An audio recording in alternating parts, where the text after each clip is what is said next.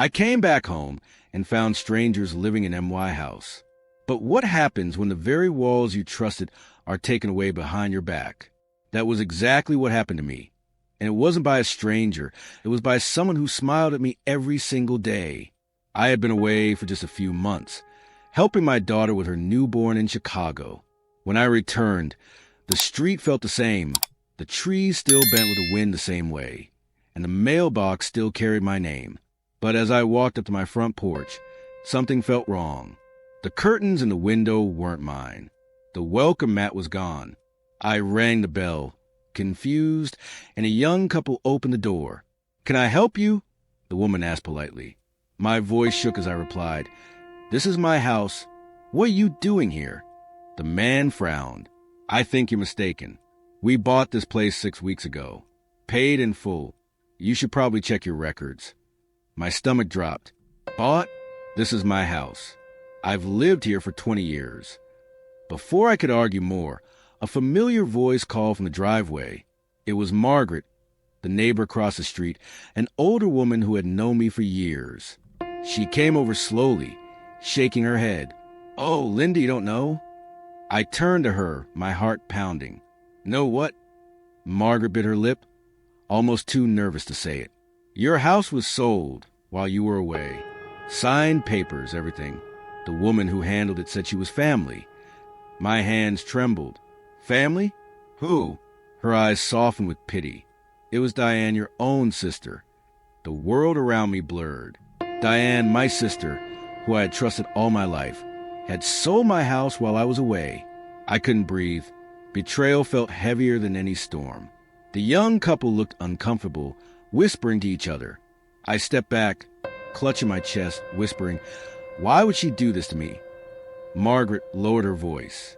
"She told everyone you weren't coming back, that you were planning to move permanently, and now she has the money." I stood frozen, the truth crashing over me. Diane hadn't just stolen bricks and walls. She had stolen the only place I had built memories in. And in that moment, something inside me shifted. I didn't know how yet, but I knew one thing. She had rid her own, ending the day she betrayed me. I stood there in the middle of the street, feeling like the ground beneath me had vanished. The young couple shut the door gently. Perhaps out of pity, perhaps because they didn't want to deal with the drama. Their voices echoed faintly inside as they walked away, but all I could hear was Margaret's words playing over and over in my head. "Diane sold your house. Your own sister." My legs felt weak, and Margaret reached out to steady me. "Come, Linda, you shouldn't just stand here," she whispered. But I pulled away, staring at the house that was no longer mine, the garden I had planted every spring, the porch where I used to drink tea every evening, the living room that had my husband's laughter etched into its walls. All of it gone in one cruel betrayal. I walked slowly down the sidewalk, every step heavier than the last. The street felt unfamiliar now, as though the world had shifted while I was away. Margaret followed me a few paces, but I turned to her and asked in a low, trembling voice, "Did everyone know? Did people really think I had left for good?" Her eyes flickered with discomfort. "Diane, she told people you were done with this place. She said you had moved on to live with your daughter permanently. We all thought, well, she made it sound believable, and she showed paperwork." "Paperwork?" I asked sharply. "She had some legal documents. She said you signed them before leaving. We couldn't question it." Margaret looked down, almost ashamed. I clenched my fists. "I never signed anything. I never gave her permission. She forged it." Margaret sighed. "You need to talk to her. She has been driving a new car, talking about investments. People wonder where the money came from, but she always said it was from selling her share of some property. Now I realize it was your house." The anger rising inside me was too much to contain. Diane had not only stolen my home, but she convinced everyone around me that I had abandoned it willingly. She had crafted a lie so perfectly that nobody suspected her. That evening, I stayed at a small motel outside town.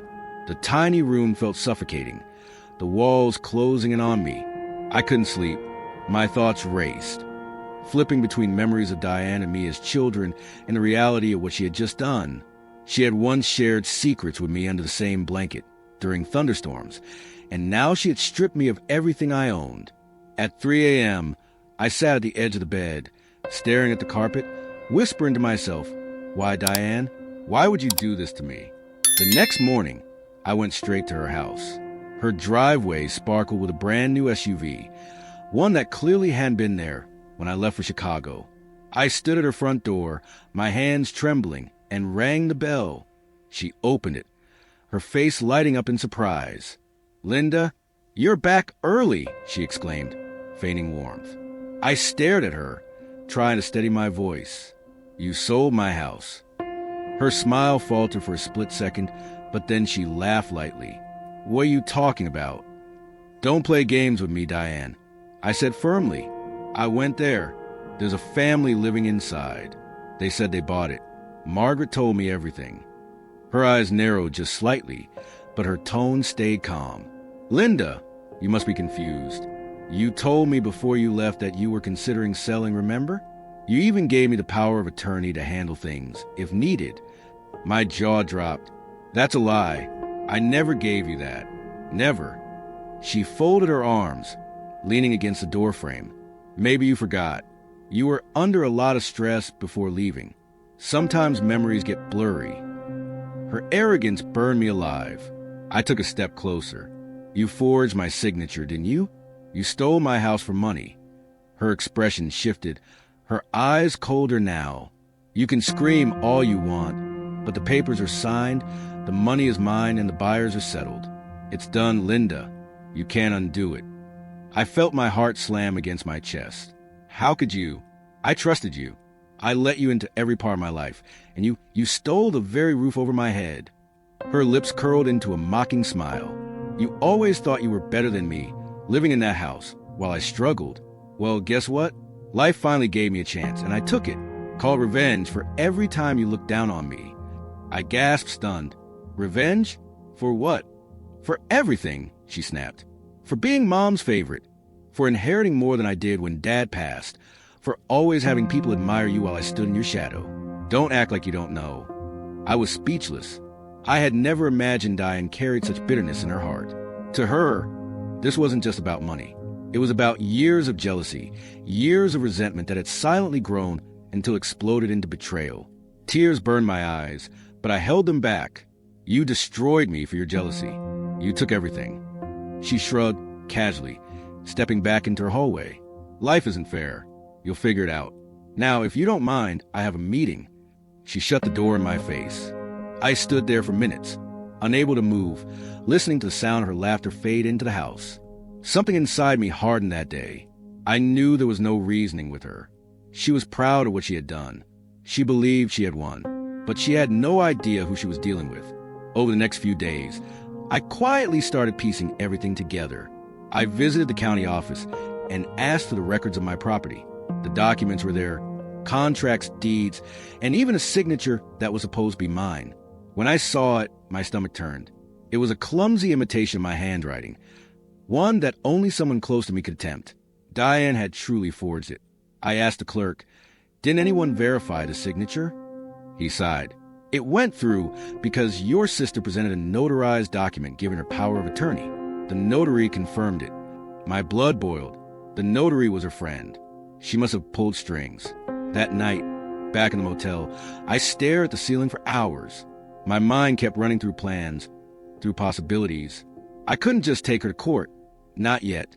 Diane was clever, and she had built her lies carefully. If I rushed, she would twist the story, make me look unstable, maybe even ruin my relationship with the new homeowners who now believed they had legally bought my house. No, I needed something better. Something that wouldn't just expose Diane, but would leave her standing in the ashes of her own schemes. I started visiting people quietly, old friends, neighbors, even some of Diane's colleagues. And what I found shocked me. She had borrowed money from several of them, promising to repay them once her investment from the house sale came through. She had spread stories, lies, and excuses, covering her tracks with charm.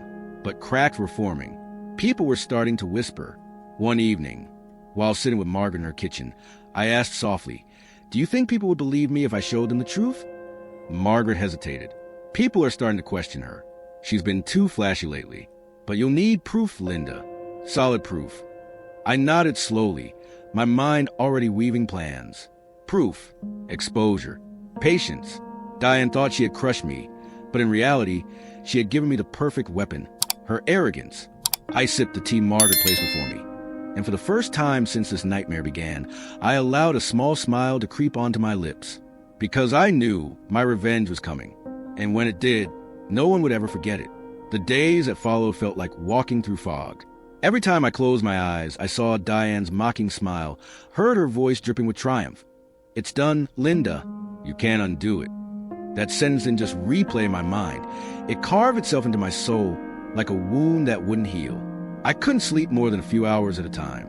Every morning, I woke with the same thought. I need to get my life back. I started by retracing everything Diane had said to me. Her words weren't just cruel. They were calculated. She believed she had sealed her victory.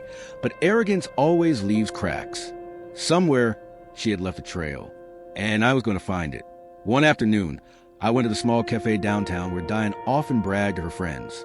Margaret had told me she had seen Diane there several times, flashing her new wealth. I chose a quiet corner near the back, my scarf pulled tightly around my shoulders, and waited. It didn't take long. Diane walked in with two women from church, her voice carrying across the room. "Ladies, you wouldn't believe the deal I made. It was practically a gift. The timing was perfect. Linda didn't want the house anymore, so I stepped in and made sure it didn't go to waste. I helped her, really." She chuckled smugly. The women gasped. One of them, Clara, asked, "But Linda, I thought she loved that house." Diane waved a hand dismissively. "Oh, she'll just... Besides, I'm investing the money in something bigger. By next year, I'll own 2 more properties." I gritted my teeth, forcing myself not to storm across the room. But as I listened, I noticed something. Diane's words weren't just lies. They were contradictions. She told Margaret she sold because I wasn't coming back. Now she was telling her friends that I wanted it gone. She was weaving different stories for different people. That was dangerous. For her. I leaned closer, pretending to read a newspaper, catching every detail. Diane spoke about a man named Victor, someone helping her manage the money. My ears perked up. I had never heard of Victor before. She laughed loudly, saying, "Victor's a genius with numbers. He promised me I'll double my money in 6 months. Then I'll be untouchable." That name burned into my brain. Who was Victor? Was he part of her scheme, or was she getting herself into something far riskier than she realized? Later that evening, I went back to my motel and called Margaret. "Do you know a man named Victor?" "Someone close to Diane." There was a pause. "Victor," she repeated slowly. "Oh, yes, I think I've seen him. He's younger, maybe in his 30s. People whisper that he's not exactly trustworthy. Some say he's been involved in shady real estate deals before." My heart raced. So Diane was not just greedy, she was reckless. She trusted someone who could ruin her. That night, I couldn't help but laugh softly to myself. Diane thought she had destroyed me, but she had unknowingly planted the seeds of her own downfall.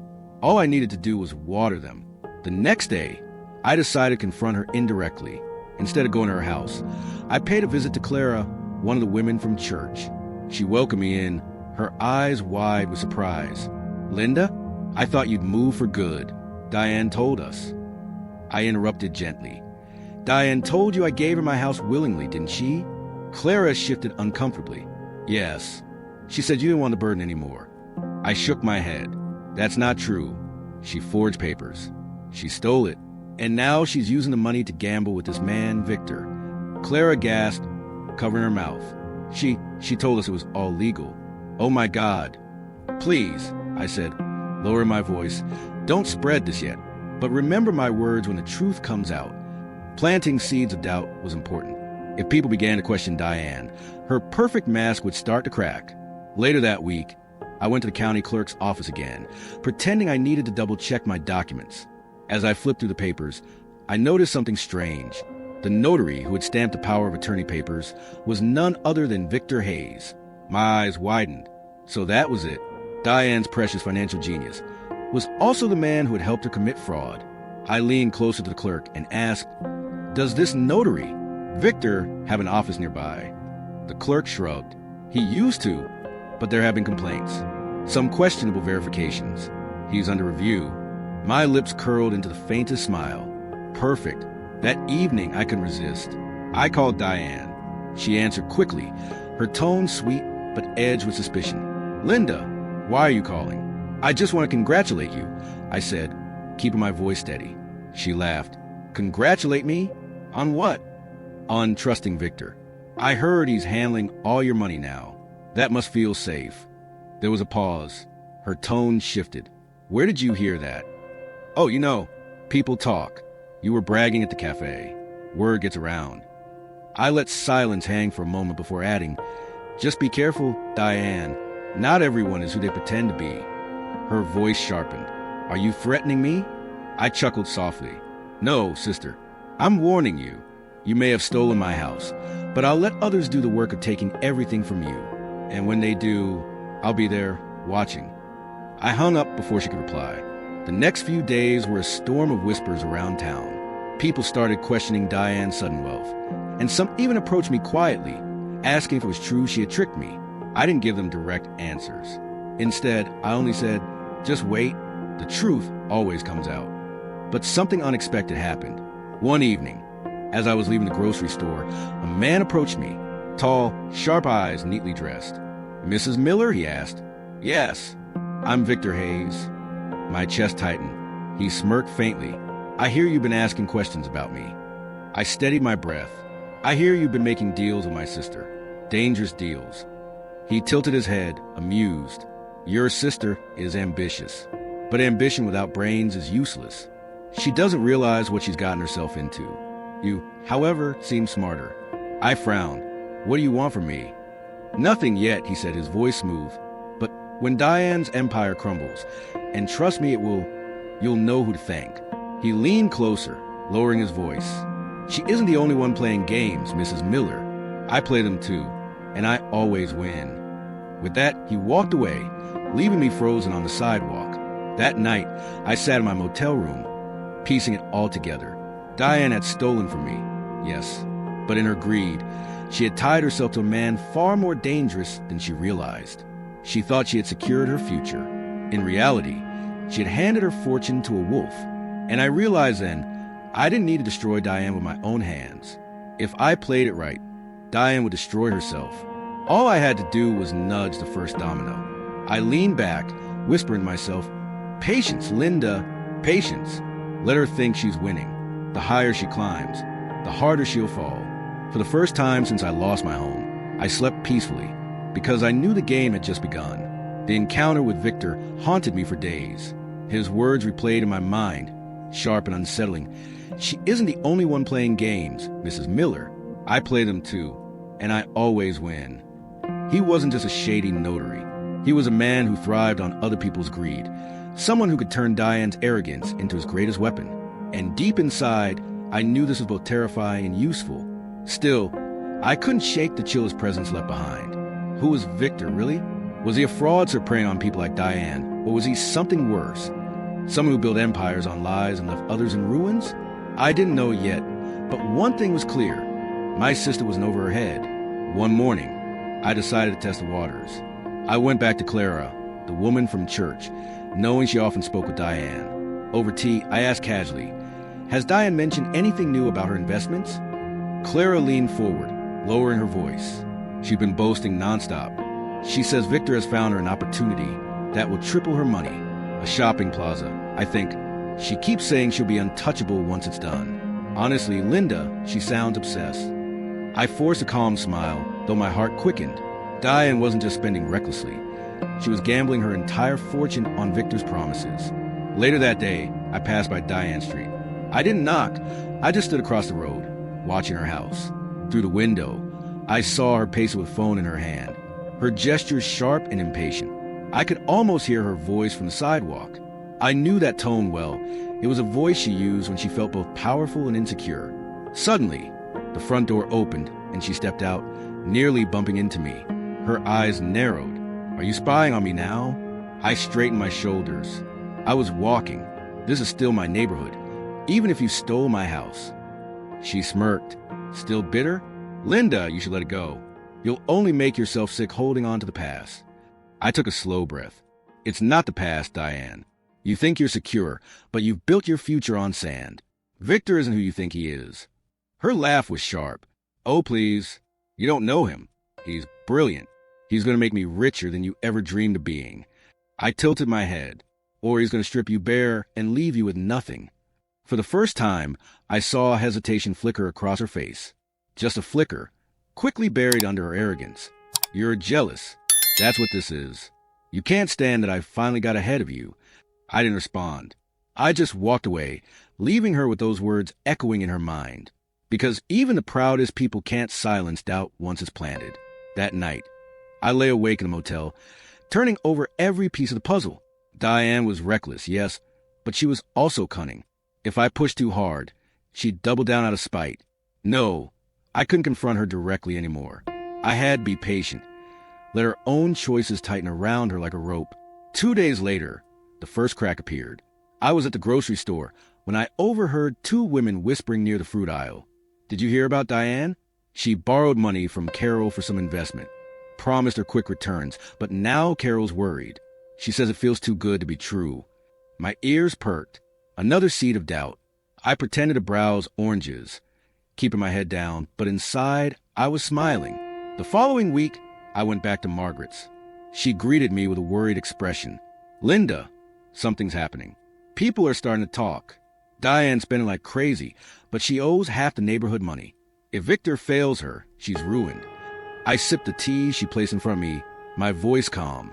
That's the thing about greed, Margaret. It never ends well.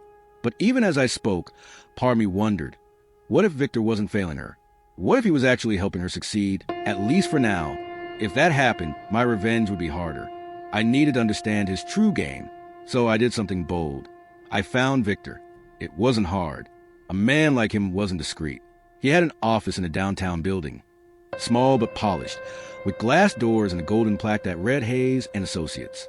I walked in one morning, pretending to be a potential client. The receptionist gave me a polite smile. Do you have an appointment? No, I said smoothly. But tell Mr. Hayes that Linda Miller is here. He'll want to see me. Moments later, Victor himself appeared, his smile sharp as ever. Mrs. Miller, he said warmly, almost theatrically. What a surprise. He led me into his office, offering a leather chair across from his desk. So, he began, folding his hands. What brings you here? Curious about your sister's success. I looked him straight in the eye. Curious about your game. He chuckled. Game? Oh, Linda, you misunderstand. I provide opportunities. Your sister saw value where you saw none. That's not a crime. You helped her forge documents. I said evenly. That is a crime. His smile didn't falter. Allegedly. But do you have proof? The papers are signed, the notary stamp is there, and the buyers are happy. You can scream all you want, but nothing will change the fact that your house is gone. My hands tightened into fists, but I kept my composure. You're going to betray her, aren't you? Take her money and disappear. He leaned back, grinning. Maybe, maybe not. Depends on how useful she remains. People like Diane always hang themselves. I just provide the rope. The calm way, he said, it sent shivers down my spine. This man wasn't just dangerous. He was patient, methodical, and he enjoyed watching people collapse under their own greed. I rose from my seat. You may think you're clever, Victor, but you're underestimating me. Diane isn't the only one who can play. He smirked. Good. I like a challenge. As I left his office, my mind raced. I hadn't gained direct proof, but I had gained something more valuable. Understanding. Victor wasn't loyal to Diane. He wasn't loyal to anyone. His only loyalty was to himself, which meant if I was careful, I could turn him against her. That evening, I met Margaret again. She noticed a determined look on my face. What happened? I smiled faintly. I looked into the eyes of the man Diane trusts most, and I realized something. Her downfall won't come from me tearing her down. It will come from the very person she believes will make her rich. Margaret leaned closer. So what will you do now? I placed my cup down gently. Wait. Watch. And when the cracks become too wide, I'll make sure everyone sees the truth at once. For the first time, I wasn't just angry. I was calm, cold, focused, because Diane thought she was building an empire with Victor, but I knew better. She was building a tower of cards, and the wind was already blowing. I whispered to myself as I left Margaret's house. The higher she climbs, the harder she'll fall, and I'll be there when she does. Little did I know, the first storm was closer than I imagined. The storm I had been waiting for arrived slowly, like rain clouds creeping across the horizon. At first, no one noticed a change.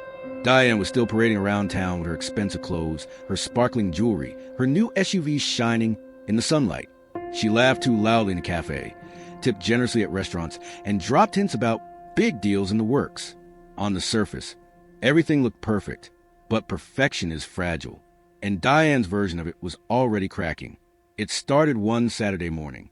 I was walking back on the farmer's market when I overheard Carol, the woman who had loaned Diane money, arguing outside the bank with her husband. She promised it would be 2 weeks. Carol said sharply, "It's been 6. Every time I ask, she says, next week, next week. I don't think she has the money." Her husband muttered something I couldn't hear, but I caught the anger in his voice. My heart quickened. The whispers were growing louder. Diane's promises were unraveling. Later that day, I stopped by Margaret's. She poured me coffee, her face tight with concern. "Linda, you were right. People are starting to doubt Diane. Carol's not the only one. Apparently, she owes money to at least 4 people now. And guess what? They all say she promised the same thing, fast returns." I stirred the coffee slowly, hiding the smile tugging at my lips. She can't pay them all. Not if Victor is holding her money. Margaret leaned closer. "Do you think Victor will betray her?" I met her eyes. "I don't think. I know." But even as I said it, I knew waiting wouldn't be enough. If Victor pulled the rug from under Diane, she'd play the victim. She'd cry, blame him, and maybe even win sympathy. No, my revenge needed more than Diane losing money. It needed exposure. I wanted everyone to see who she really was. A liar, a thief, a woman so blinded by jealousy that she destroyed her own sister for greed. The chance came sooner than I expected.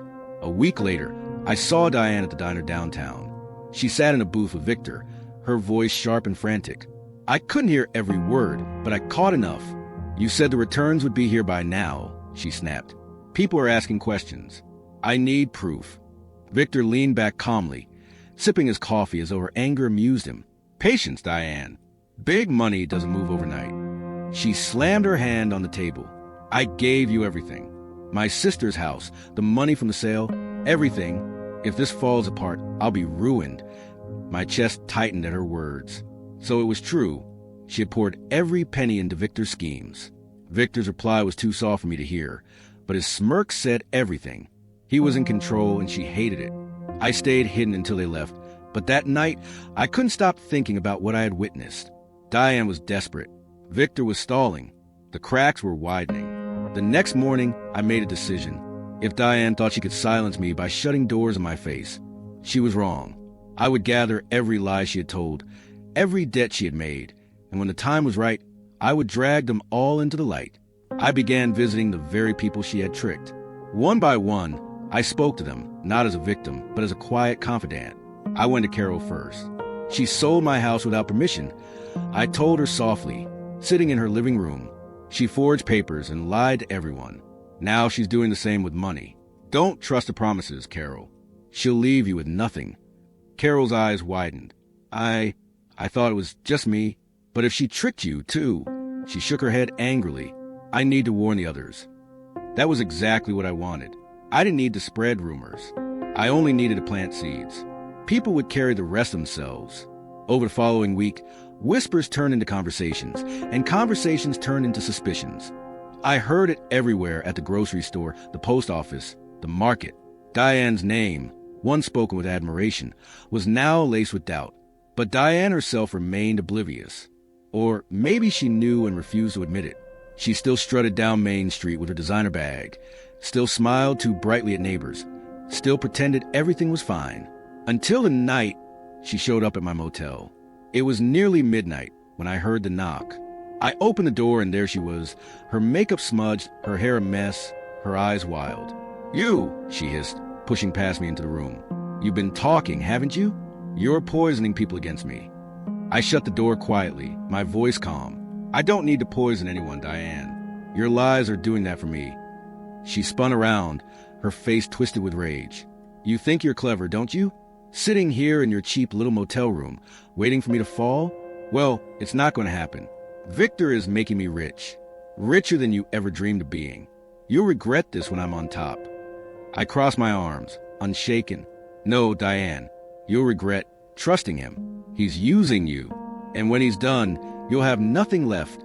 Not your money, not your dignity, not even your reputation. For a moment, she faltered.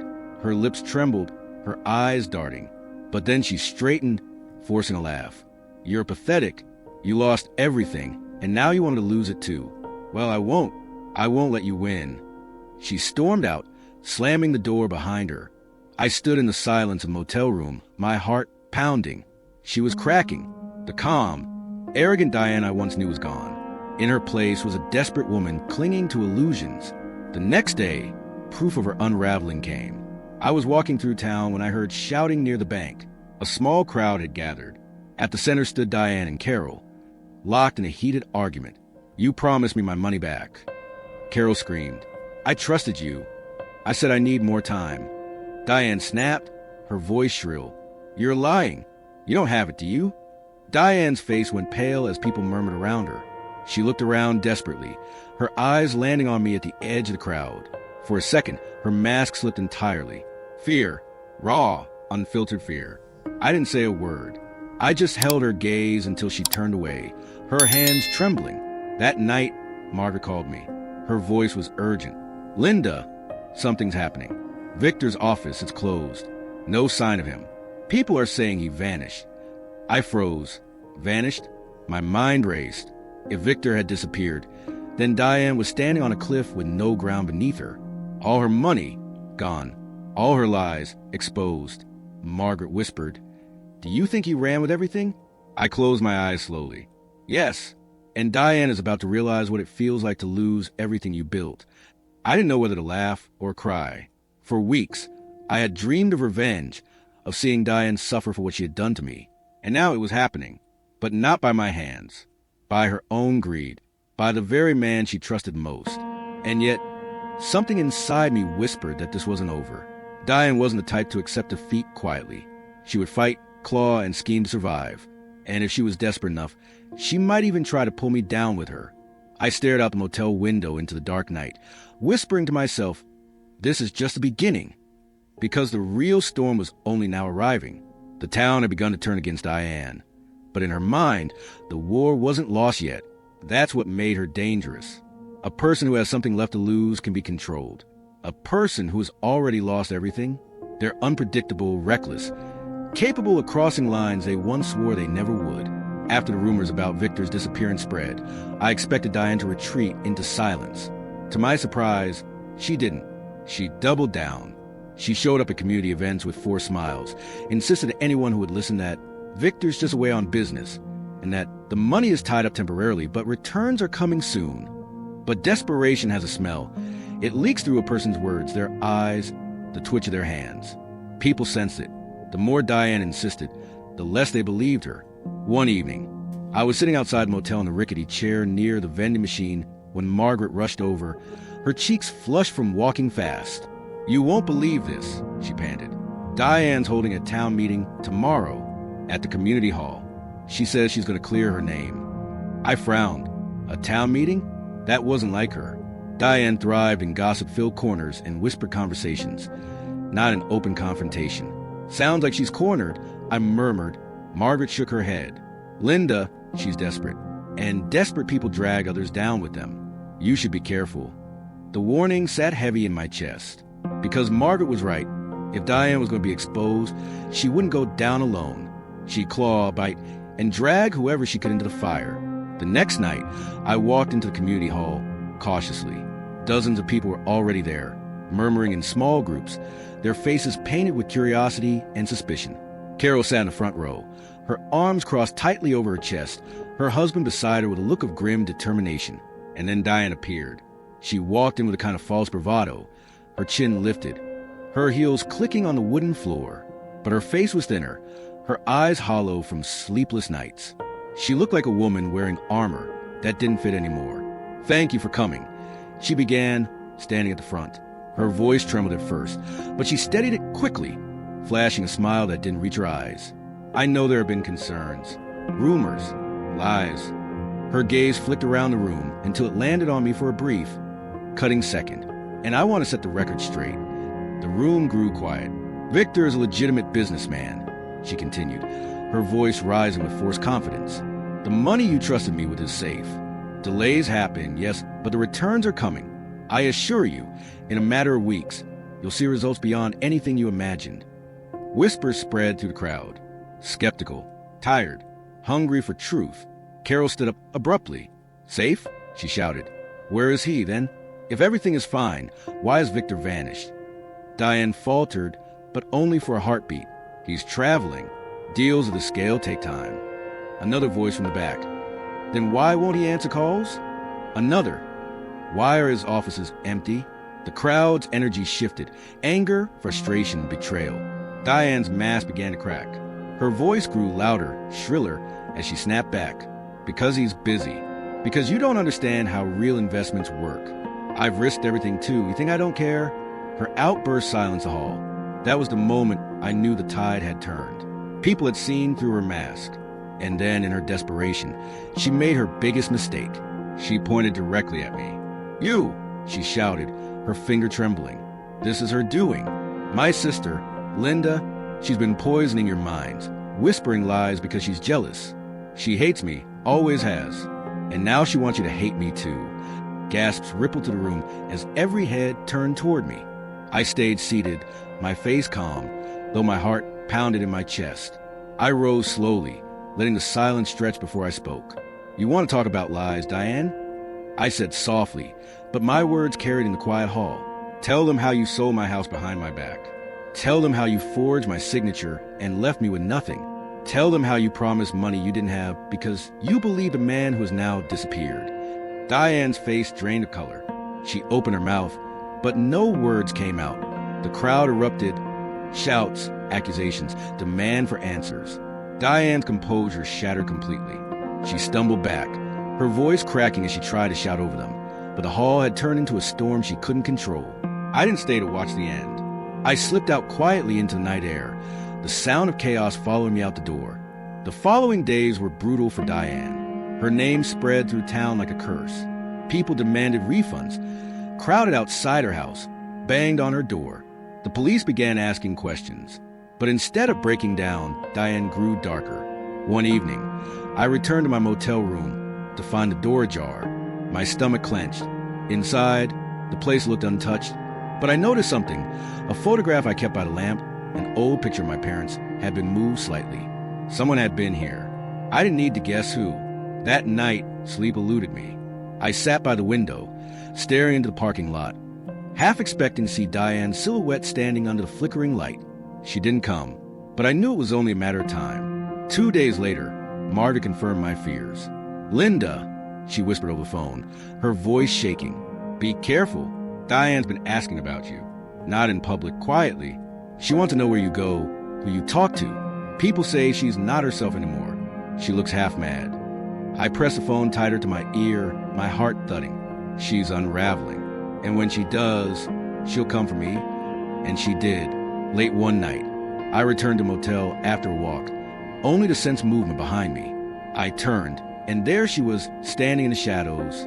Linda, she said softly, her voice eerily calm. I froze, my breath catching. She stepped closer, her eyes gleaming in the dim light. You think you've won, don't you? You think taking everything from me will make you whole again. But you're wrong.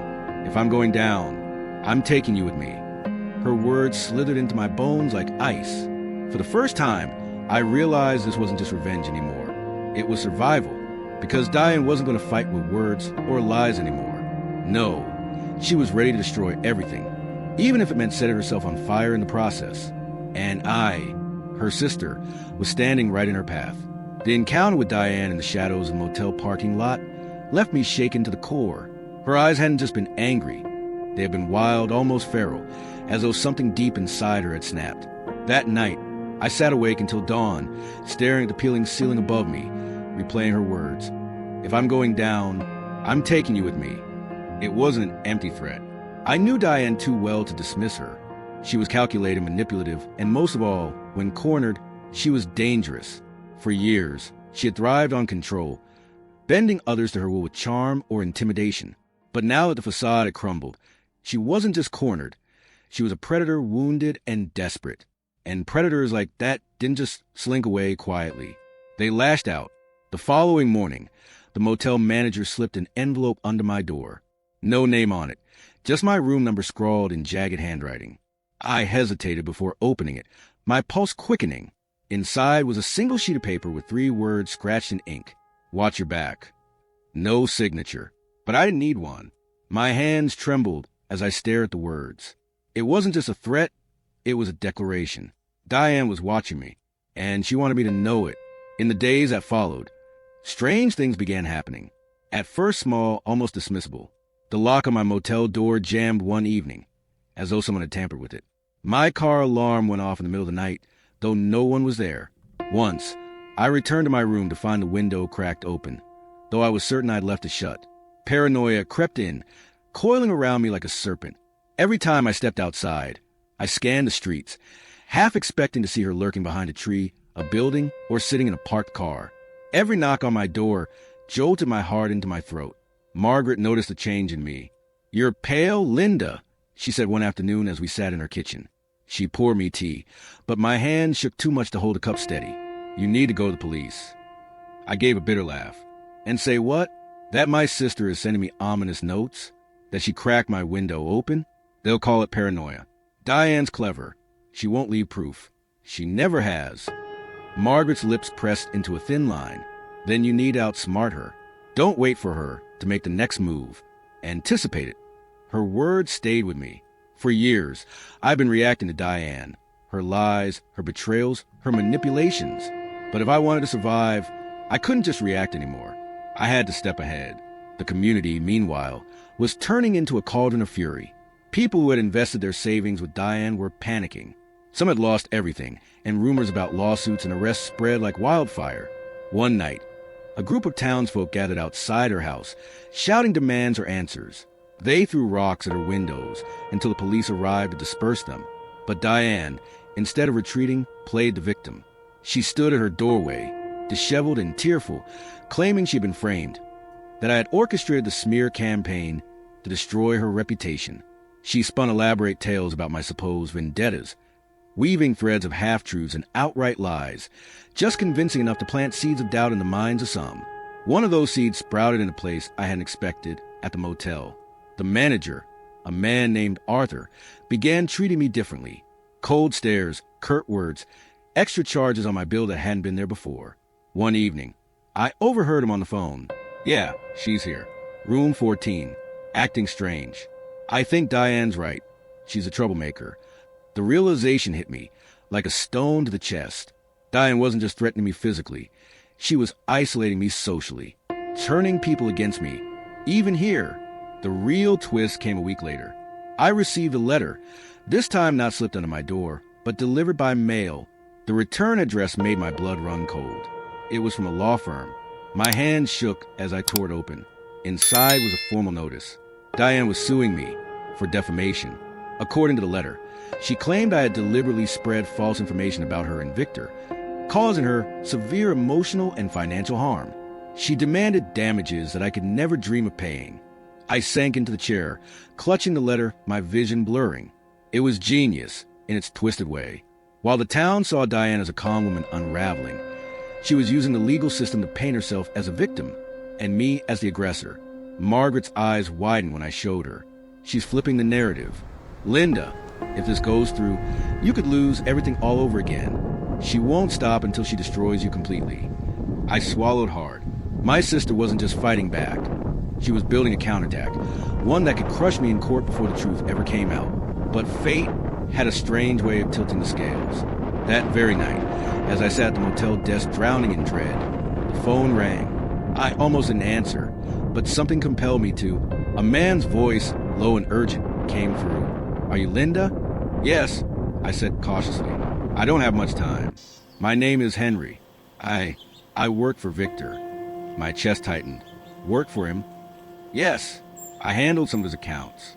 And I know what Diane and Victor were doing." "You're not wrong, Linda. It was a scam. A big one. People need to know." I gripped the receiver tighter. "Why are you telling me this?" "Because Diane is dangerous," he whispered. "Victor too. But Diane, she's unraveling. I kept records, documents, proof of the fraud. I hid them because I knew if they found out, they'd come after me.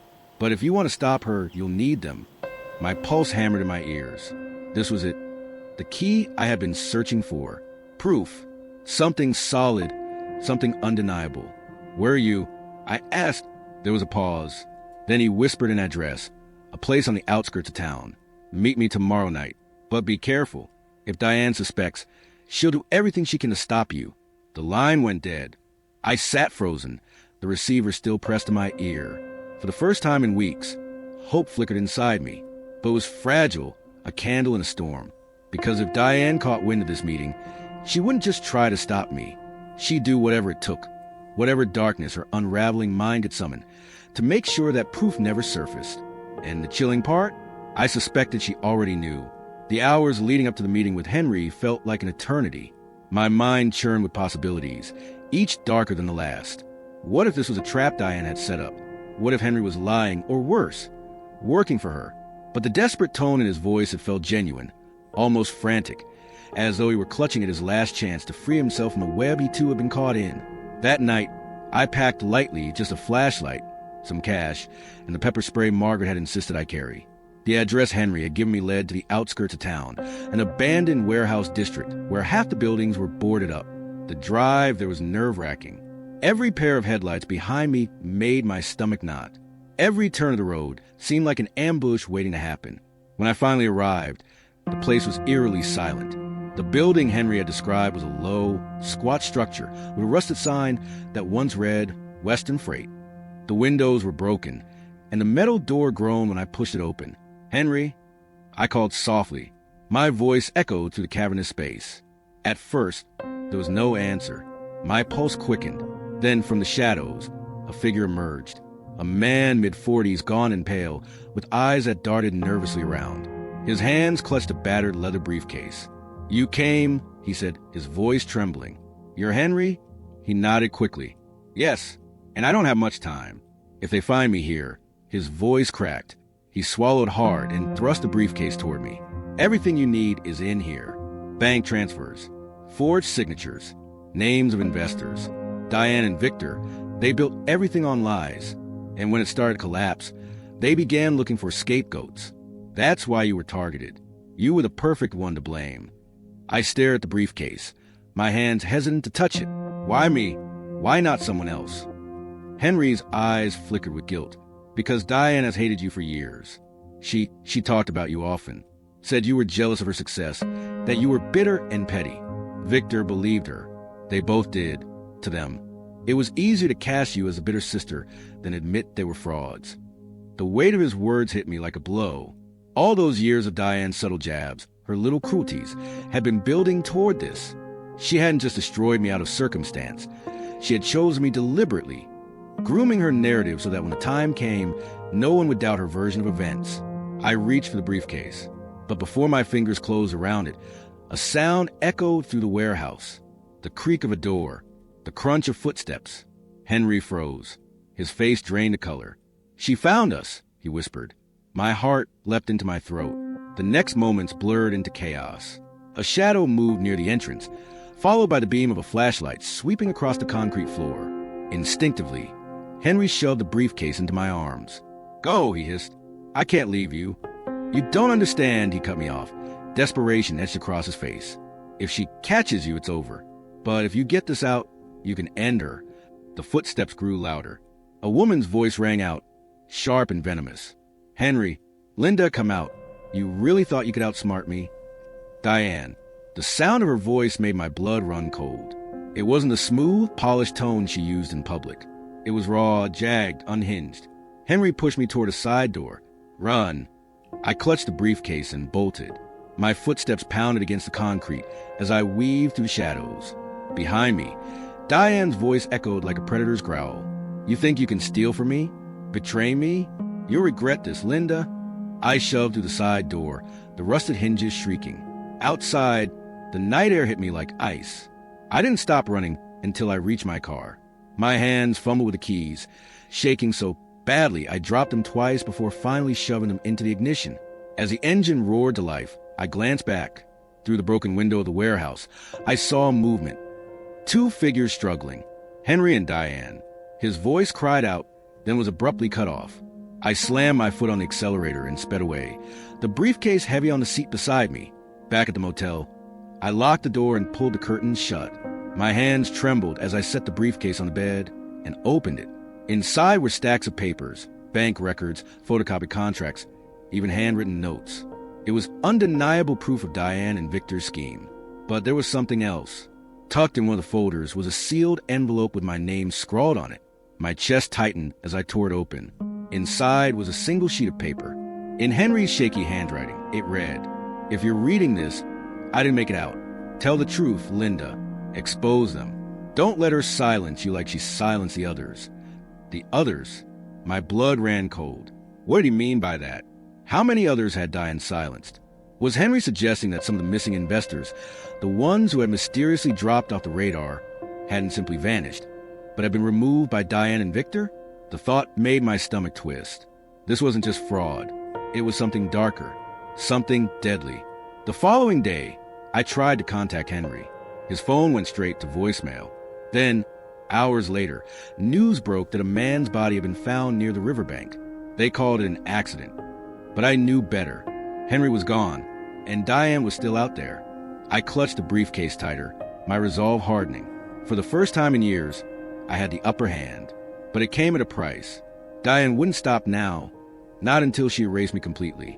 And then, as if to confirm my fears, I returned to the motel that evening to find my room door ajar.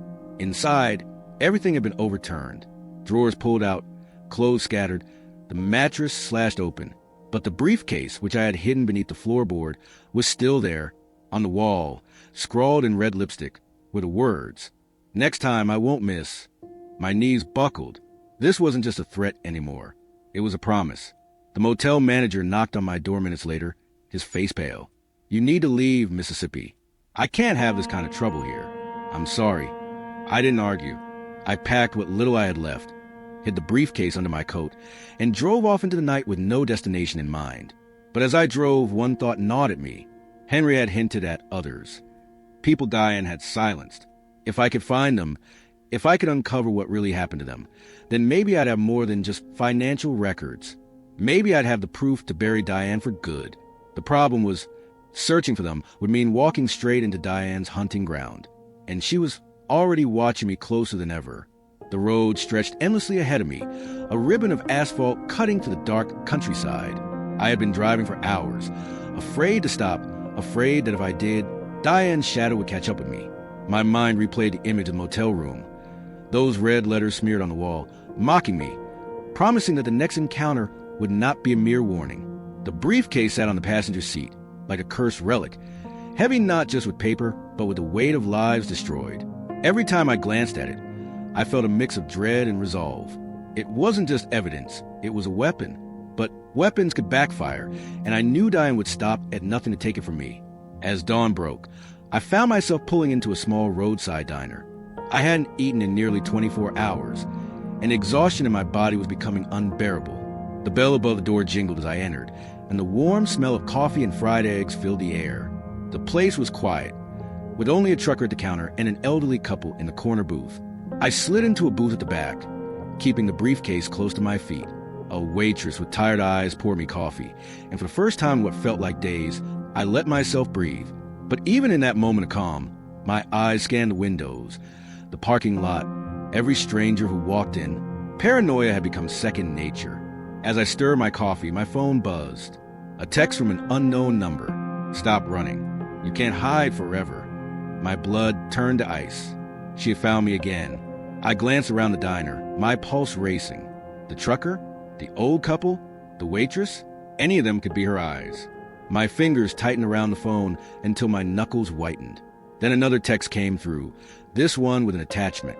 A photo of me sitting in the diner. I bolted upright, nearly knocking the coffee onto the floor. Someone in here had taken that photo. Someone was watching me right now. My eyes darted to every corner, searching for the hidden lens, the subtle movement of a phone being tucked away. The trucker didn't look up from his plate. The couple was laughing quietly together. The waitress was pouring more coffee. Was I losing my mind? I grabbed the briefcase, tossed some bills onto the table, and left in a rush. Outside, the morning sun was too bright, the parking lot too empty, but I couldn't shake the feeling that eyes were on me from somewhere unseen. I drove until the diner was miles behind me, my heart hammering the whole way. That's when I made a decision. I couldn't keep running blindly. If Diane was following me, then I needed to turn the game around. Instead of hiding, I needed to dig deeper. I needed to find the others Henry had mentioned, the ghosts that Diane had buried in her climb to power. My first lead came from the files inside the briefcase. Amid the bank statements and forged documents, I noticed a list of names. At first, I assumed they were clients or investors, but several were crossed out in red ink, with single words scrawled beside them. Gone. Closed. Settled. One name stood out, Angela McKay. Unlike the others, her name wasn't crossed out. Instead, Henry had drawn a small star beside it. I didn't know what it meant, but it was enough to give me direction. I searched online and found an old article. Angela had once been a promising financial analyst who worked closely with Diane's firm, but 5 years ago, she'd abruptly left the industry, citing personal reasons. After that, she vanished from public records. No LinkedIn, no Facebook, no trace of her anywhere. It took hours of digging, but finally, I found a sliver of information, an address listed under her name in a tiny coastal town 2 states away. It was a long shot, but it was all I had. The drive was brutal.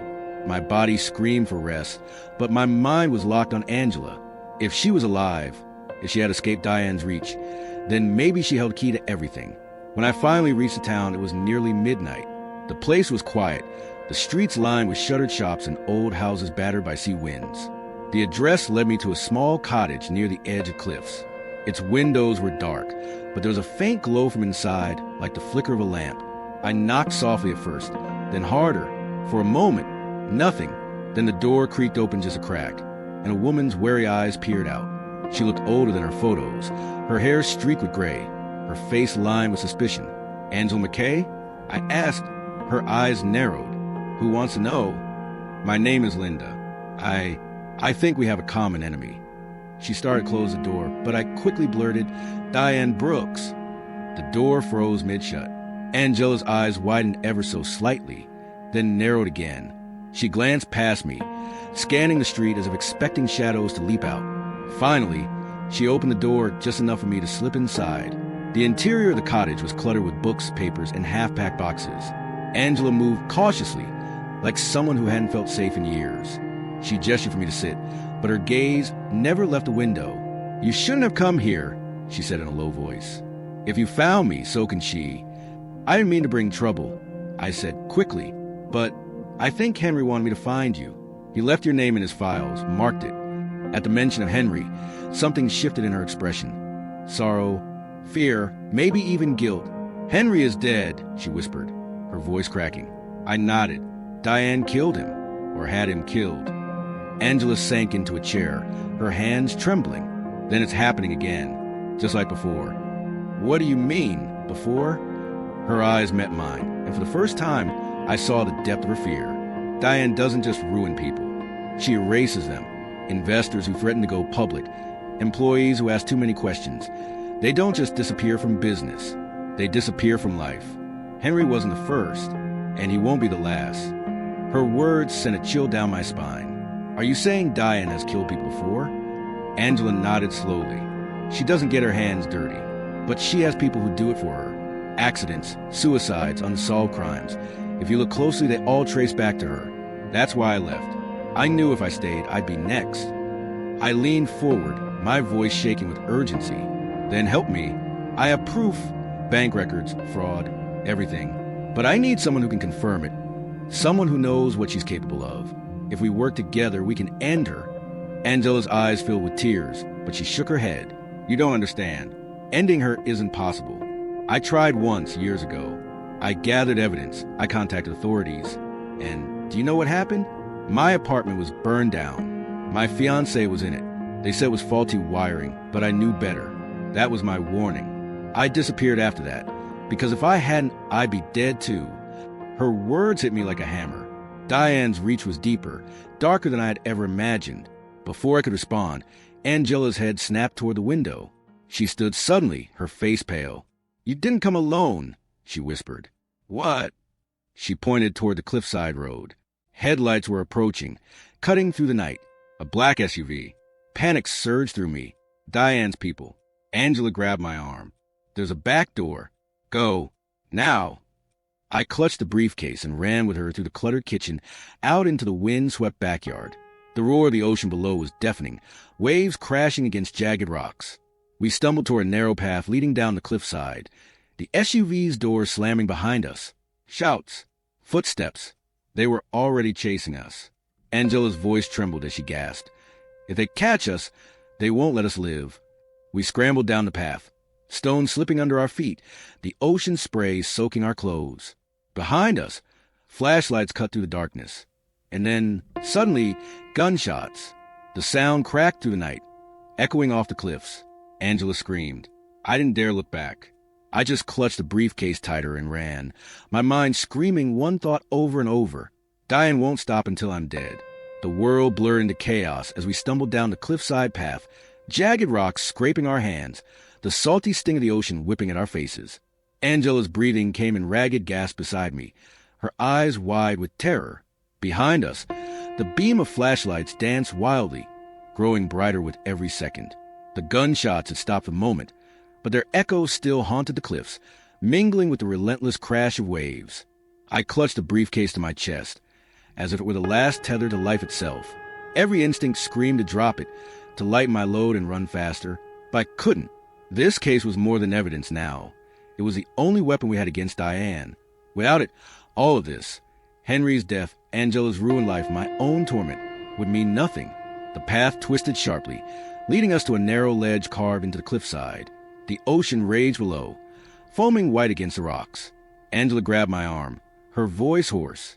This way, there's a cave ahead. Fishermen used to use it. If we can reach it, we might lose them. We stumbled forward, our shoes slipping on damp stones. A shout rang out behind us. Closer now. They had seen us. A flashlight beam caught Angela for a split second, illuminating her pale face. Another gunshot cracked, sending sparks off the rock wall inches from her shoulder. She let out a strangled cry, but kept running. The cave appeared suddenly, a yawning black mouth in the cliffside.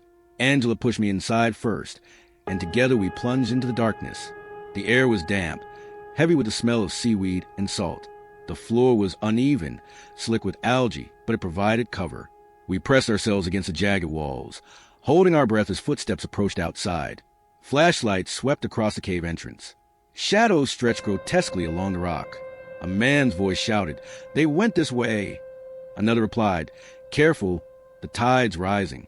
If they're in there, they won't last long." Their footsteps receded, but I knew they hadn't given up. They were circling, waiting for us to make a mistake. Angela collapsed beside me, clutching her chest. We can't stay here. The tide, he's right. This cave floods at night. I swallowed hard, trying to quiet the thunder in my chest. Then where do we go? She pointed deeper into the cave. There's another exit, a tunnel that leads up the cliffs. But it's dangerous. It was sealed years ago. If it's blocked, her words trailed off, but I didn't need her to finish. If it was blocked, we would drown here. We moved deeper into the cave, feeling our way in near total darkness. Every step echoed like a drumbeat, and the sound of the ocean followed us, the tide creeping higher behind. My shoes sloshed in cold water. The cave was narrowing, pressing closer around us. Claustrophobia clawed at me, but I forced it down. After what felt like an eternity, we found a tunnel, a jagged opening, half collapsed with fallen stone. Angela squeezed through first, scraping her shoulders against the rock. I shoved the briefcase ahead of me and followed, feeling the stone tear at my arms and legs. My lungs burned with panic. But finally, we emerged into a shaft that angled upward. We climbed, the walls slick with moss, our fingers scrabbling for purchase. Above us, faint moonlight glimmered through a crack. Angela heaved herself up first, grunting with effort.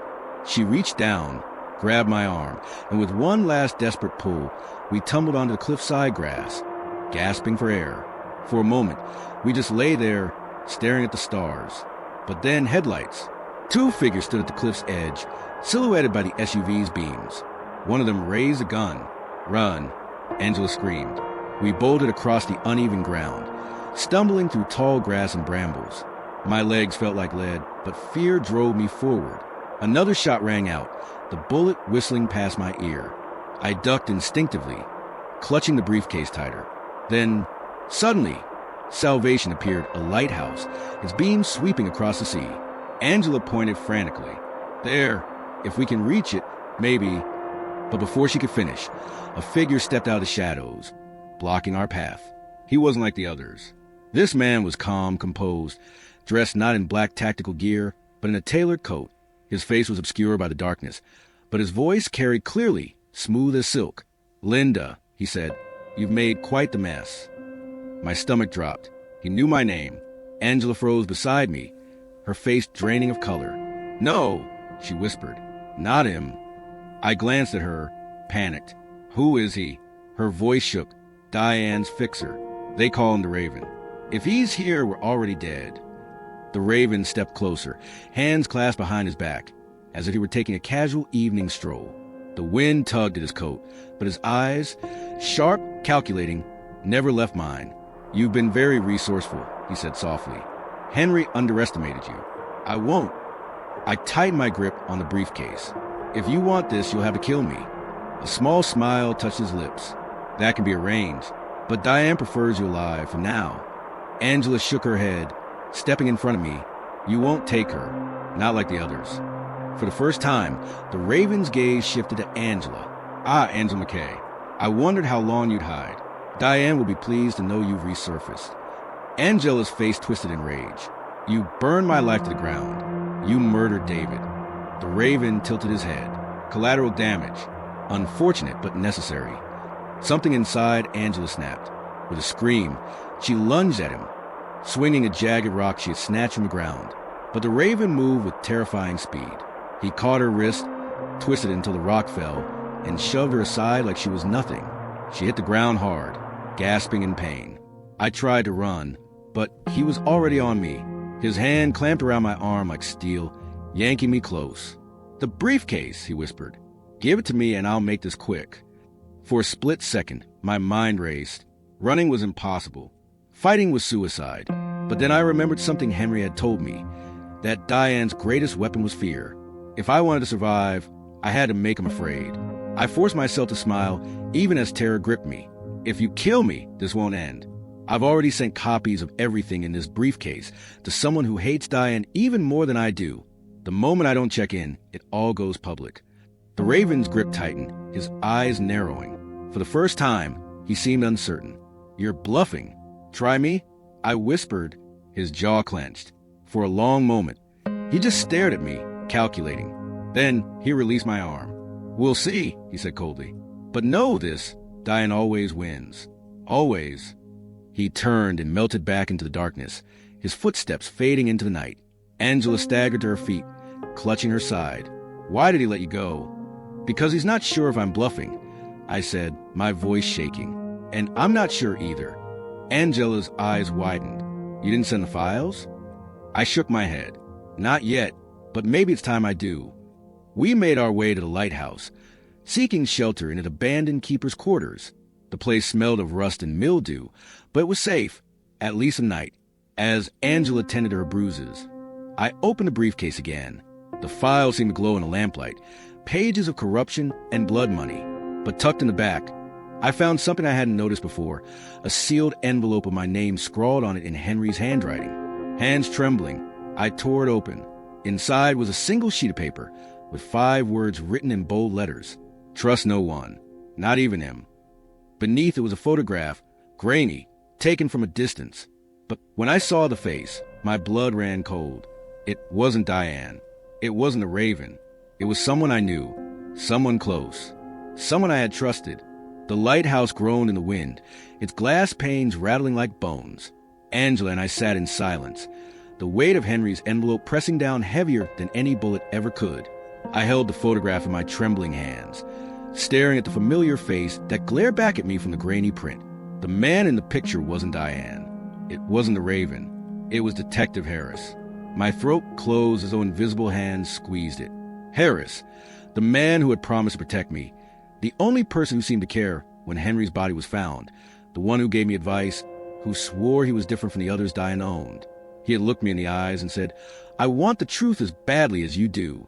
And yet, here he was, caught on camera in Henry's final days, standing beside Diane's limousine, his hand on her shoulder like a trusted ally. Angela leaned forward, her bruised face pale in the lantern light. "What is it? Who is it?" I couldn't answer at first. The words felt poisonous. Finally, I forced them out. "Harris." Her eyes widened. "The detective? The one you trusted?" I nodded. My stomach churned violently. Every conversation with him replayed in my mind like a cruel joke. His late-night calls, his warnings to stay safe, his insistence that I trust no one but him. It had all been a game. I remembered how he discouraged me from digging too deep, how he always appeared when I was most vulnerable. Henry had known. That's why he wrote the warning. Angela's fist clenched. It makes sense now. Diane never loses because she has her claws in law enforcement. Harris wasn't helping you. He was guiding you, making sure you never uncovered too much. A bitter laugh escaped my lips, raw and broken, and I ran straight into his arms. The sound of the waves crashing below filled the silence. My pulse hammered in my ears. Angela finally broke it, her voice trembling with suppressed rage. "Linda, if Harris is working for Diane, then he knows everything. He knows where you live, your habits, your weaknesses. He might even know we're here." The realization hit me like ice water. If Harris was compromised, then my every move had been anticipated. The chase, the ambush in the caves. It wasn't luck. They had been hurting me, like prey into a trap. I stood suddenly, the photograph shaking in my hand. "We have to leave. Tonight. We can't stay here." Angela rose slowly, grimacing at the pain in her ribs. "Where do we go?" My mind raced. I thought of every safe place I'd left, and the answer was always the same. None. But then I remembered Henry's words from weeks before his death. Words I dismissed as paranoia at the time. "If you're ever cornered, go to the archive. Everything is buried there, where even Diane can't reach." The archive. Henry never explained where it was. Only that it held the oldest records of Diane's empire. Files that could bring her entire foundation crashing down. If the briefcase was dangerous, the archive was a nuclear bomb. "We find Henry's archive," I whispered. "It's the only way." Angela's lips pressed into a thin line. She nodded. Then we started dawn. But dawn never came peacefully. Sometime in the black hours of the night, I awoke to the creak of footsteps on the lighthouse stairs. My breath caught. I shook Angela awake, pressing a finger to my lips. She tensed immediately, eyes darting to the briefcase.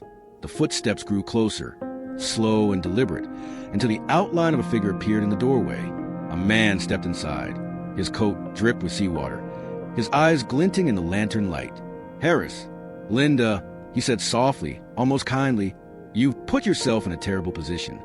Angela shot to her feet, grabbing a rusted pipe from a corner of the room. "Stay back." Harris's eyes flicked to her with mild amusement. "Angela McKay, I thought you were smarter than this. You should have stayed buried." Then his gaze returned to me, steady and unwavering. "You should have trusted me, Linda. I tried to keep you safe." Safe. The word cut me like a blade. I lifted the photograph with shaking fingers.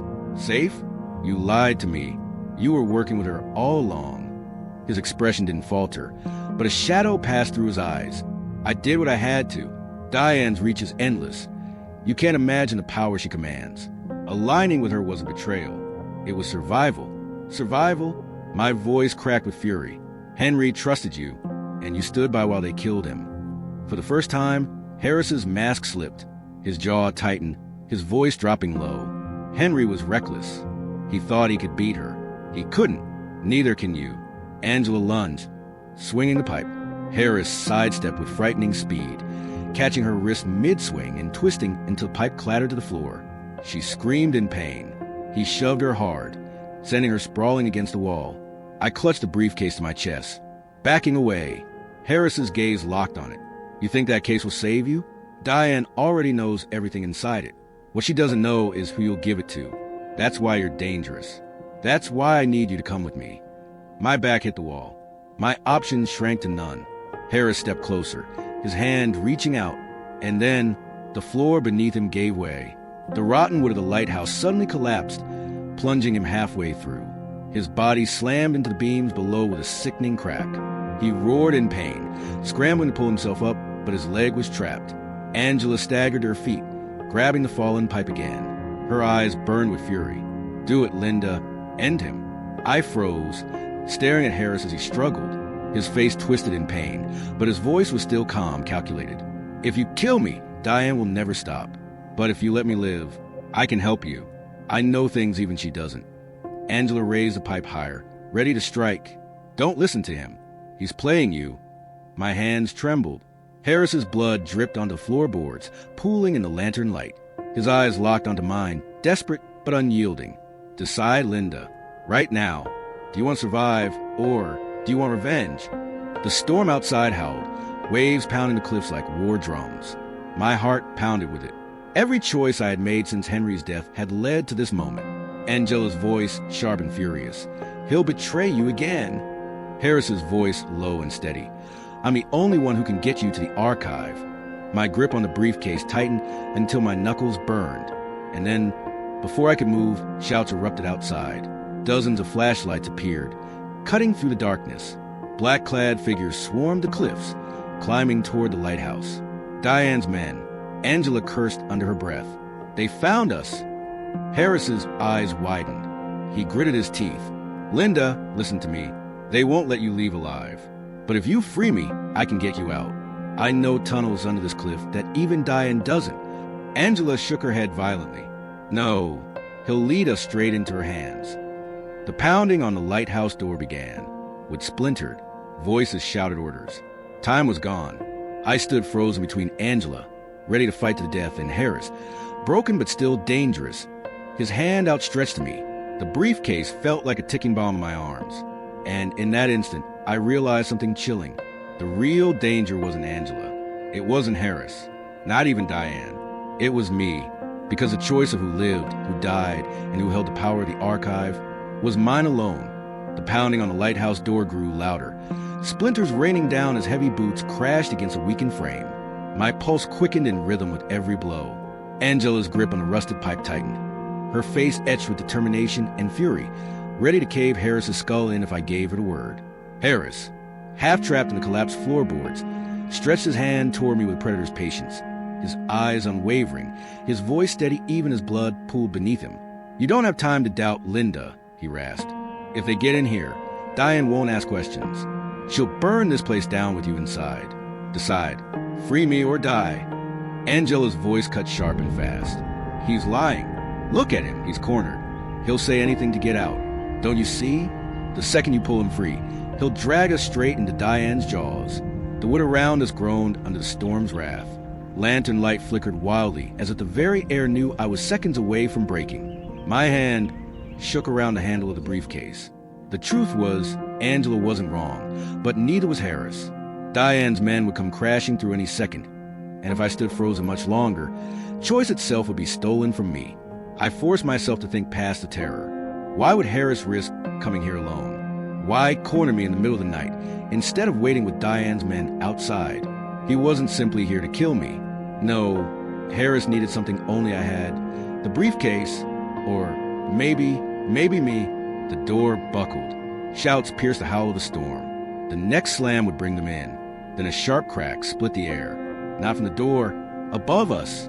Glass shattered as a hook smashed through the lighthouse's upper window. A rope hissed down, and a figure descended swiftly, black-clad, faceless. Another hook followed, then another. Diane's soldiers weren't just breaking through the door. They were coming from above, from every angle. Angela swore, whirling toward me. "We can't stay here. If you don't move, we're dead." Harris snarled, struggling against the boards, pinning his leg. "Free me, Linda. I can get you out before they close in." The lantern toppled into chaos, fire licking hungrily at the warped wooden floor. Smoke thickened instantly, the heat swelling against my skin. The lighthouse was becoming a trap of fire and shadows. I had to choose. But then, something inside me snapped. What if I didn't choose either? I gripped the briefcase tighter and turned toward Angela. Her face was fierce but desperate. "Follow me," I hissed, yanking her arm. Harris's voice bellowed behind me, a mixture of fury and desperation. "Linda, you'll never make it without me. Diane already knows about the archive. She's moving everything as we speak. Only I know where Henry hid the entrance." The words burned through the smoke. My chest seized. If he was telling the truth, if Diane really knew about the archive, then every second I hesitated meant losing the only chance Henry left us. Angela yanked me harder toward the crumbling spiral staircase. Don't listen. He's manipulating you. The flames roared, swallowing the edges of the room. Screams echoed as Diane's men forced their way in through the door, weapons raised. Angela swung the pipe wildly, knocking one back, while I dragged her toward the stairs. Harris's howl of rage and pain echoed after me as the smoke engulfed his figure. I didn't free him. Not yet, but his words carved deep into me. Diane already knows about the archive. We plunged down the spiraling stairs, coughing through smoke and ash. The storm outside had grown monstrous. Rain lashed against the glass, and wind screamed like a living beast. By the time we reached the ground floor, the fire had already begun consuming the lighthouse from above, light glowing hellishly through the cracks in the wood. Angela slammed her shoulder against the back door, and it gave way, spilling us into the storm. The rain felt like knives on my skin, but it was freedom, cold and sharp. Behind us, black shadows spilled to the lighthouse, Diane's soldiers shouting orders as the structure moaned under the weight of fire and fury. We ran across the cliffs, the earth slick and treacherous beneath our boots. Waves crashed violently below, threatening to swallow us if we slipped. Angela clutched her ribs, her breathing ragged. But she forced herself forward, her other hand clutching the pipe like it was the last weapon in the world. "Where now?" she gasped between breaths. I shook my head, rain blinding me. "We need cover." The caves. But before I could finish, a flare hissed into the sky behind us, bathing the cliffs in red light. Dozens of silhouettes swarmed across the rocks, cutting off the path back. Diane's men were faster, more organized, and there were too many. Angela's grip tightened on my arm. "They're hurting us again." Her words echoed Henry's old warning. "Pray. Always pray." I stopped dead in my tracks, chest heaving. Harris's voice thundered in my head. Only I know where Henry hid the entrance. Could he be right? Was this pursuit designed not just to kill me, but to drive me straight into the archive, where Diane could take it all at once? I stared at the briefcase, rain pounding against its steel. My reflection shimmered faintly in the slick metal. For the first time, I wasn't sure if I was protecting Henry's secret or carrying Diane's bait. Angela tugged me sharply, pulling me into the shadows of an overhang. "Linda, listen to me. Whatever Henry hid, Diane's known about it for years. You think she didn't have eyes on him? He wasn't invincible. Maybe the archive is already gone." "No," I whispered, shaking my head violently. Henry wouldn't have told me unless it still mattered, unless it was the one thing she couldn't reach. Angela's face twisted, torn between loyalty and fear. Then why would Harris know about it? The question lodged deep in my gut. There was no answer that didn't terrify me. Before I could speak, the sound of footsteps closed in from both sides of the cliffs. Flashlights cut through the rain. We were surrounded. Angela pressed her back to mine, pipe raised. Then we make a stand. But something inside me shifted. I wasn't here to die. Not yet. Not until I saw what Henry died protecting. "No," I muttered. "We run. There's still a way." And in that instant, my eyes caught something through the sheets of rain. Carved into the cliffside below us, half hidden by seaweed and shadow, was a narrow opening, an ancient passage, barely wide enough for a person. My chest tightened. Henry's words returned like a ghost whisper. "If you're ever cornered, go to the archive. Everything is buried there."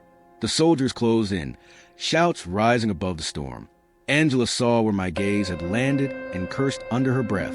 "That hole? We don't even know if it leads anywhere." "It's not a hole," I whispered. My voice shook with both terror and certainty. "It's the entrance." And before the circle closed around us, I grabbed Angela's hand and leapt toward the dark maw of the cliff. The sea roared below, spray stinging my face, but we clung to the jagged rocks, forcing ourselves into the narrow passage. The darkness swallowed us whole, the storm fading behind as stone walls pressed tight around us. The air smelled of salt and decay. Every step downward felt like a descent into another world. A world Henry had once known, a world Diane had spent years trying to erase. Behind us, voices shouted in fury, boots clattering on rock. Diane's men had seen us vanish into the cliff. They were coming.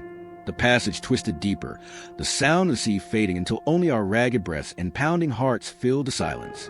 At last, the tunnel widened into a cavern so vast it felt carved by giants. Stalactites hung like the teeth of some ancient beast, and in the center, a door, iron, rusted but intact, embedded into the stone like it had always been there. Strange symbols were etched into its surface, barely visible beneath centuries of grime. Angela's grip tightened on the pipe. What the hell is this place? My breath caught in my throat. Henry's archive. The briefcase felt heavier than ever. My fingers trembled as I reached for the door, knowing that beyond it lay truths Henry had died for. Truths Diane had killed for. Truths that could devour us whole. And somewhere behind us, in the smoke and storm, Harris still lived. He had said Diane knew about the archive. If that was true, then opening this door wouldn't just reveal Henry's secrets. It would tell Diane exactly where to strike. The cavern was deathly silent, except for the drip of water echoing off jagged stone. My hand hovered inches from the rusted iron door, the briefcase's weight pulling at my arm like an anchor. Angela stood beside me, pipe still clenched, eyes darting between me and the entrance. "Linda," she whispered, her voice trembling. "We don't know what's in there. Henry kept it hidden for a reason. What if opening it unleashes something worse than Diane?" Her fear was real, but so was mine. For years I had lived in Henry's shadow, following his riddles, clutching at fragments of his truth. And now, at the threshold of everything, I realized I didn't just fear what lay beyond the door. I feared I might finally understand Henry. A crack of gunfire snapped through the tunnel behind us. Stone splintered as Diane's soldiers forced their way into the cavern. Their flashlights cut sharp beams through the darkness. Shouts echoed, growing nearer. We were out of time.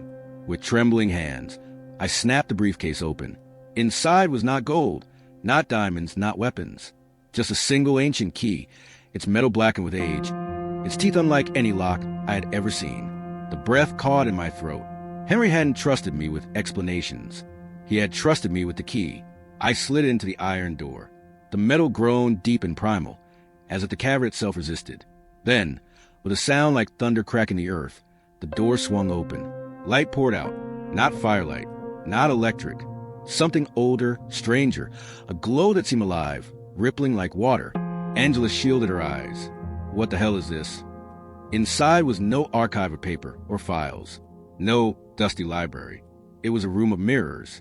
Hundreds, maybe thousands, stretching from floor to ceiling, each one rippling faintly, as though holding their own storm within. My reflection fractured into endless copies, every version of me staring back. And then one of them moved. Not me. The mirrored Linda tilted her head and smiled. Angela screamed, "Close it." "Linda, close it now." But I couldn't. My feet carried me forward, drawn like a moth to flame. As I neared the glass, the other Linda raised her hand, pressing it against the surface. My own hand lifted, trembling, until our palms nearly touched. And then she spoke. Her lips moved and the sound bypassed the air, searing straight into my mind. "Henry never trusted you. He prepared you." The cavern shook violently. Stones rained from the ceiling. Behind us, Diane's soldiers stumbled into the chamber, their shouts drowned by the deafening hum filling the air. The mirrors rippled faster, each reflection breaking free. Stepping forward, thousands of Lindas, each with different scars, different eyes, different fates. They pressed against the glass, straining to cross. Angela grabbed me, shaking me hard. "Linda, this is what Henry hid. Not protect you." Her voice cracked. "To contain you." The word sliced me open. Contain me? No, contain us. Diane's voice cut through the chaos like a blade. She had entered the cavern. Her soldiers fanned out behind her, weapons raised, eyes wide at the sight of the glowing chamber. But Diane's face was not afraid. It was triumphant.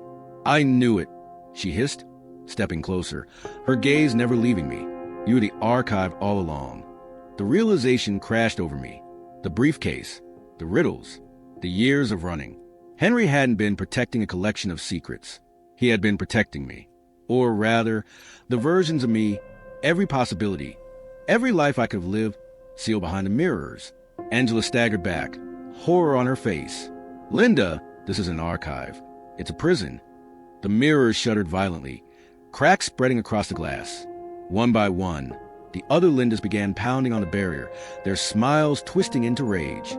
The cavern roared as if the earth itself was about to split.